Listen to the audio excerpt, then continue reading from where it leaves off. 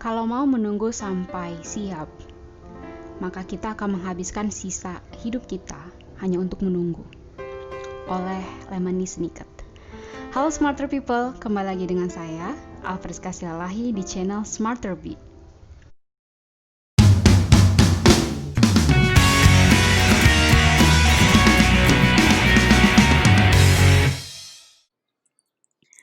Halo, kembali lagi di seri kuliah Fisika Dasar 1A.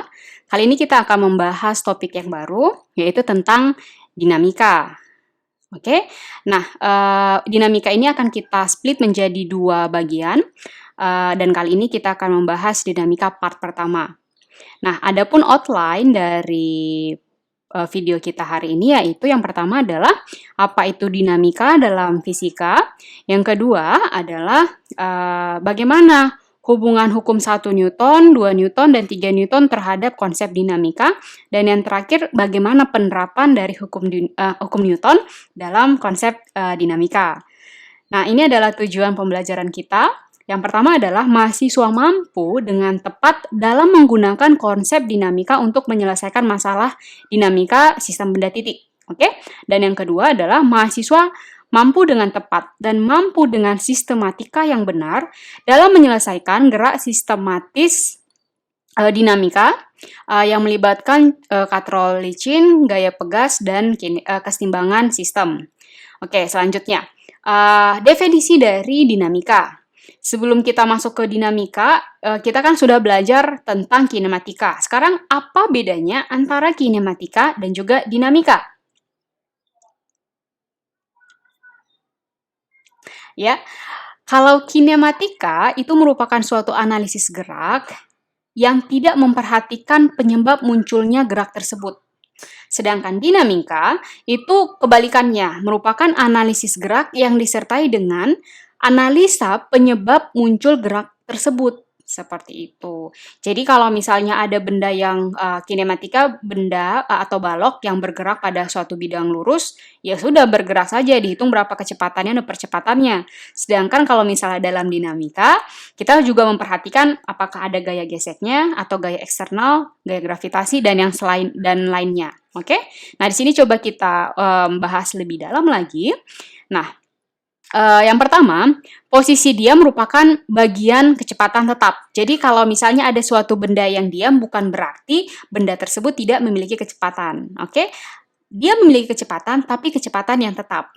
Yang kedua, gaya menyebabkan terjadinya percepatan suatu partikel bermassa. Jadi suatu partikel bisa mengalami percepatan, itu tidaklah mendadak.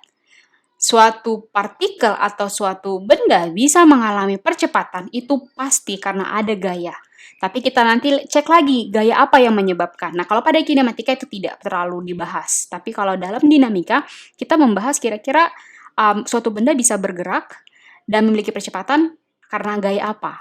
Oke, selanjutnya dalam dinamika ini juga kita akan mengkaji hubungan antara gaya dan percepatan yang pertama kali itu sudah diteliti jauh sekali oleh Newton pada masa hidupnya itu 1642 sampai 1727 dalam risetnya yang berjudul Philosophy Naturalis Principia Mathematica. Jadi kalau diartikan Mathematical Principle of Natural Philosophy. Oke? Kita masuk ke hukum 1 Newton. Hukum 1 Newton merupakan menggambarkan seperti ini. Suatu benda akan tetap pada kondisi awalnya atau diam atau bergerak dengan kecepatan konstan kecuali dikarenakan atau dikenakan gaya luar pada benda tersebut. Jadi suatu benda dari posisi diam, kalau posisi diam berarti kecepatannya konstan. Oke, sampai di sini bisa? Nah, kalau misalnya dia bisa berubah kecepatannya dari posisi dia menjadi suatu bergerak, itu sudah pasti ada gaya luar atau gaya eksternal yang menyebabkan benda tersebut bergerak. Nah, kalau tidak ada gaya eksternal, maka bisa dibilang bahwa gaya neto atau gaya total pada sistem tersebut adalah 0. Oke, nanti kita akan kaji apakah gaya ini terhadap sumbu X atau sumbu Y, tapi di sini neto. Kalau neto berarti sigma atau total semua gayanya sama dengan 0. Oke? Selanjutnya, jika tidak terdapat gaya eksternal atau sigma ya F neto sama dengan 0 yang bekerja pada suatu benda, maka benda tersebut tidak akan mengalami percepatan, seperti yang saya sudah jelaskan tadi. Selanjutnya, hukum 1 Newton ini berlaku untuk sistem kerangka inersia. Oke? Selanjutnya, ya ini ada contohnya. Inersia itu sebenarnya apa? Seringkali kita dengar. Nah, inersia itu merupakan kecenderungan benda mempertahankan kondisi aslinya. Nah, contoh yang paling sederhana, ini bisa kita lihat di slide, ada buku, saya tumpuk ini, ada 1, 2, 3, 4, 5, 6, 7. Yang paling tebal itu ada yang di posisi ke-6. Kemudian saya ambil buku yang tingkat atau layer ketiga. Ketika saya tarik, oke, buku di posisi atau di layer 1, 2, ya logik lah ya berada di posisi ini. Tapi buku yang di layer keempat sampai yang ketujuh, dia akan berusaha atau secara natural dia akan tertumpuk di posisi awal. Jadi dia yang tadinya posisi layer 4 menjadi layer 3. Nah, ini bukanlah suatu kebetulan, tapi ini merupakan suatu fenomena fisika tentang inersia. Jadi suatu benda apapun itu akan selalu berusaha akan selalu berusaha mempertahankan posisi awalnya. Kalau misalnya posisi awalnya tetap, ya kan, maka tidak ada pergerakan, tidak ada gaya eksternal. Oke, nah benda yang di layer 3 itu bisa mengalami perubahan percepatan, oke, karena memang ada gaya eksternal, yaitu apa? Tangan. Oke, nah si layer yang tadinya 4 sampai seterusnya itu memang mengalami gaya eksternal, tapi inersianya lebih besar, sehingga dia tidak bisa membuat buku di layer 4 itu menjadi berubah posisi. Seperti itu. Jadi, di sini ada clue-nya supaya bisa membuat suatu benda itu bergerak dari posisi awalnya atau inersianya itu bisa, kalian harus bisa mengubah inersianya atau posisinya lebih besar gaya eksternal daripada inersianya. Seperti itu. Oke? Selanjutnya, nah ini adalah kita kembali ke hukum 2 Newton. Nah, dalam hukum 2 Newton itu dituliskan seperti ini. Dalam kerangka inersia, percepatan gerak suatu benda sebanding dengan gaya Newton yang bekerja pada benda tersebut.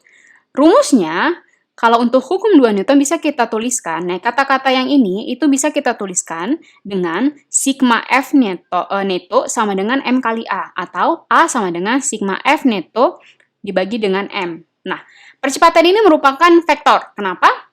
Karena gaya ini merupakan vektor. Sedangkan massa itu memang tidak. Oke.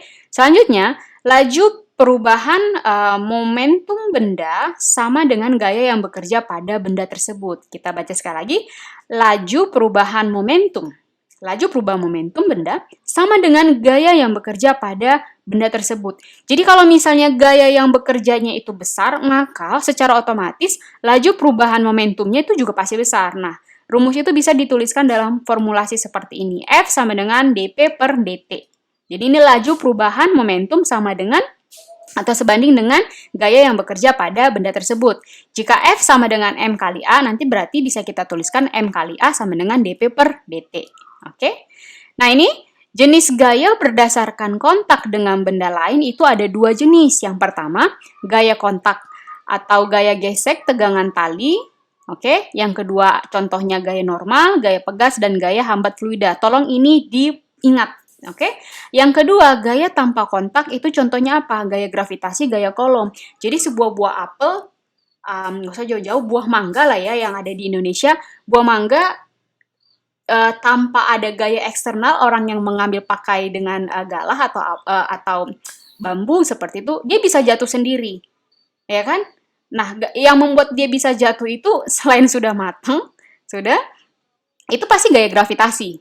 Kalau belum matang Bu, kenapa tidak jatuh? Karena inersianya masih kuat antara tangkai dengan buahnya. Tapi ketika misalnya dia sudah cukup matang, inersianya itu tidak sebesar dengan gaya gravitasi, sehingga si buah mangga itu justru jatuh ke bawah, seperti itu. Nah, itu kan gaya yang tanpa kontak langsung, sedangkan yang kontak langsung itu adalah gaya gesek, gaya tegangan tali, gaya normal, gaya pegas, dan gaya hambat fluida. Ini semua itu pasti ada kontak.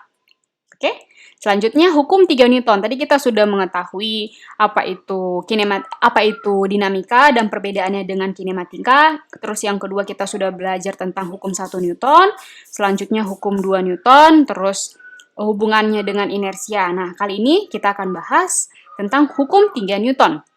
Hukum 3 Newton itu merupakan bisa dituliskan seperti ini. Saat dua benda berinteraksi antara aksi dan reaksi, ya kan, bereaksi ya, gaya pada kedua benda tersebut sama besar dan berlawanan arah. Jadi kalau ada aksi, reaksinya juga akan sama besar nilainya, hanya saja arahnya yang berlawanan. Nah, di sini kalau misalnya F12 itu aksi, maka negatif F12 itu reaksinya. Gaya-gaya yang selalu terjadi berpasangan. Oke, nggak pernah ada yang tidak berpasangan. Jika benda satu memberikan gaya pada benda dua, maka benda dua akan memberikan gaya yang besarnya sama, tapi arahnya berlawanan pada benda satu. Contohnya seperti ini dalam kehidupan nyata ya. Seseorang memukul si B, gitu. Si A memukul si B, oke? Tanpa ada kesalahan apa-apa. Maka si B itu biasanya gitu akan bertanya atau mungkin bisa saja justru ikut memukul. Apa yang dilakukan si A itu juga akan dilakukan oleh si B. Itu kayak hukum tabur tuai. Nah, kayak gitu juga untuk hukum 3 Newton. Seberapa aksi yang dilakukan, maka reaksi yang diperoleh si A itu juga seperti itu dengan arah yang berlawanan. Oke? Selanjutnya, nah ini adalah salah satu ilustrasi dari hukum 3 Newton. Ada sebuah, saya bilang balok. Di sini ada sebuah buku. Ini kita bikin buku B. Di sini saya bikin balok aja ya. Nah, kalau misalnya kita tuliskan di sini, kita lihat di sini. Ini ada, kita gambarkan lah ya, gambar ini menjadi suatu partikel titik. Ini adalah B, ini adalah C. Maka, di B ini terjadi gaya FBC. Yang kita baca itu seperti apa? Gaya yang terjadi pada B, pada benda B oleh C.